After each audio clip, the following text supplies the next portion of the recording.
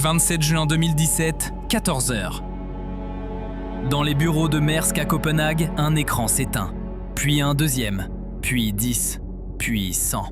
En quelques minutes, c'est l'effet domino. Rotterdam, Los Angeles, Mumbai, Shanghai. 76 ports maritimes sur la planète deviennent aveugles. Les grues s'arrêtent, les conteneurs restent bloqués. Le commerce mondial retient son souffle. Dans les couloirs, c'est la panique. Des employés courent débrancher physiquement les câbles réseau. Trop tard, le mal est fait. Sur chaque ordinateur infecté, le même message. Your files are encrypted. Send $300 in Bitcoin to recover them. Sauf que ce n'était pas une rançon. C'était un mensonge.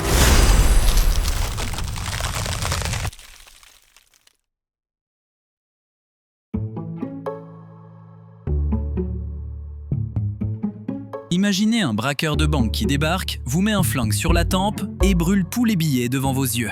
C'est NotPetya. Un ransomware classique, c'est du business. Je chiffre vos données, vous payez, je vous rends la clé. Transaction. NotPetya, il se déguise en ransomware. Il demande $300, mais il n'y a aucune clé de déchiffrement. Même si vous payez, vos données sont mortes. Le virus détruit le Master Boot Record, le secteur de démarrage de votre disque dur. Il massacre la Master File Table, l'index de tous vos fichiers. C'est comme brûler à la fois le livre et la table des matières. Un wiper, un virus conçu pour détruire, pas pour extorquer. Mais qui ferait ça? Et surtout, pourquoi? Pour comprendre, il faut remonter quelques semaines en arrière, dans un petit bureau en Ukraine. MEDOC. Un nom qui ne vous dit probablement rien. Un logiciel de comptabilité ukrainien. Moche, vieux, mais indispensable. 80% des entreprises ukrainiennes l'utilisent pour payer leurs impôts. C'est une obligation gouvernementale. Le 22 juin 2017, 5 jours avant l'apocalypse, MEDOC envoie une mise à jour automatique à ses clients. Sauf que cette mise à jour est vérolée. Les hackers du groupe Sandworm, une unité du GRU russe, le renseignement militaire, ont infiltré les serveurs de MEDOC au moins 6 semaines avant. Ils ont injecté un backdoor directement dans le code source. Résultat, des milliers d'entreprises ukrainiennes installent volontairement le virus. Les banques, les ministères, les centrales électriques. Le 27 juin, c'est la veille du jour de la Constitution ukrainienne, une date symbolique. À midi, heure locale, le malware s'active. 10% des ordinateurs du pays grillent instantanément. Même le système de surveillance des radiations de Tchernobyl tombe en panne. Les techniciens doivent passer en mode manuel. Vous imaginez le niveau de stress? Mais l'Ukraine, ce n'était que la cible. Le reste du monde, c'était les dégâts collatéraux. Pour se propager à la vitesse de l'éclair, NotPetya utilise un cocktail diabolique. 2 outils volés, détournés, transformés en armes. Premier ingrédient, Eternal Blue. Eternal Blue, c'est un exploit développé par la NSA, l'agence de renseignement américaine.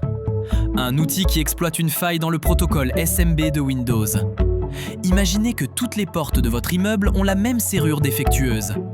Eternal Blue, c'est la clé universelle qui les ouvre toutes, sans faire de bruit, sans laisser de traces. En 2017, ce code ultra secret fuite sur Internet, volé par un groupe de hackers appelé les Shadow Brokers. Deuxième ingrédient, Mimikatz. Créé par Benjamin Delpy, un chercheur en sécurité français, Mimikatz est un outil légal.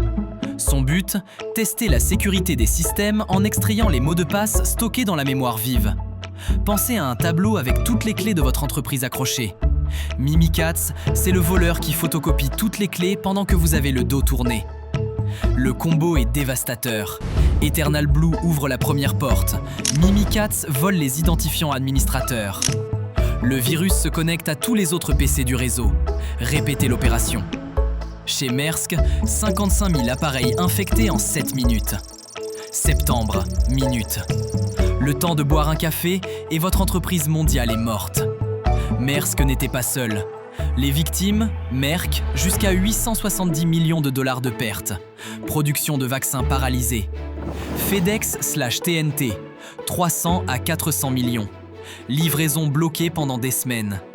Saint-Gobain, 300 millions. Mondelez, 100 millions minimum. 65 pays touchés. Coût total, plus de 10 milliards de dollars. C'est l'attaque informatique la plus coûteuse de l'histoire, devant WannaCry, devant tout.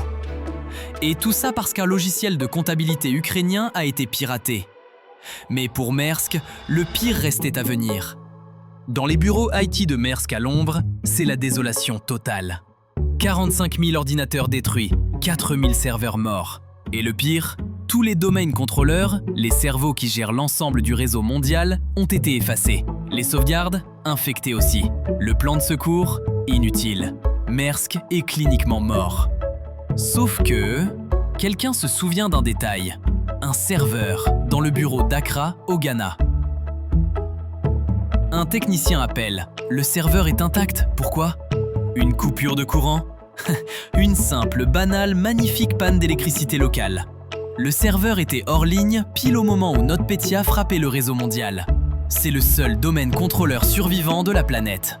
Mais il y a un problème. La bande passante au Ghana est catastrophique. Impossible de transférer les données par Internet.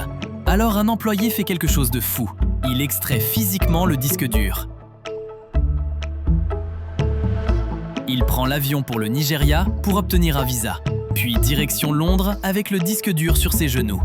Ce type traverse l'Afrique avec l'économie mondiale dans son sac à dos. Quand le disque arrive au siège, les équipes de Maersk bossent jour et nuit. Ils reconstruisent l'infrastructure, serveur par serveur, PC par PC. 5 mois de travail acharné. Mais ils ont survécu. Tout ça grâce à une coupure de courant au Ghana. Si c'est pas du lac. Alors, qui est derrière tout ça? Sandworm, unité 74 455 du GRU russe. Les mêmes qui ont plongé l'Ukraine dans le noir en 2015 et 2016 en hackant leur centrale électrique. En 2020, le département de la justice américain inculpe 6 membres. Yuri Andrienko, Sergei Detistov et d'autres. Accusations, cyberguerre, sabotage, destruction massive. Les États-Unis, l'Union européenne, l'OTAN renforcent leur défense. Le cyber devient officiellement un champ de bataille. Notre monde est connecté. Ce qui devait nous rendre plus forts nous a rendus plus fragiles. Un logiciel de comptabilité ukrainien a mis à genoux des multinationales sur 3 continents. Un seul exploit volé à la NSA a coûté 10 milliards de dollars. Et la prochaine fois, ce ne sera peut-être pas une coupure de courant providentielle qui nous sauvera. NotPetya nous a montré une chose. Dans une cyberguerre, il n'y a pas de frontières. Juste des connexions. Si cette histoire vous a plu, likez, abonnez-vous et dites-moi en commentaire quelle cyberattaque vous voulez que je décortique ensuite. Stuxnet? WannaCry? SolarWinds? À bientôt pour une nouvelle plongée dans le côté obscur d'Internet.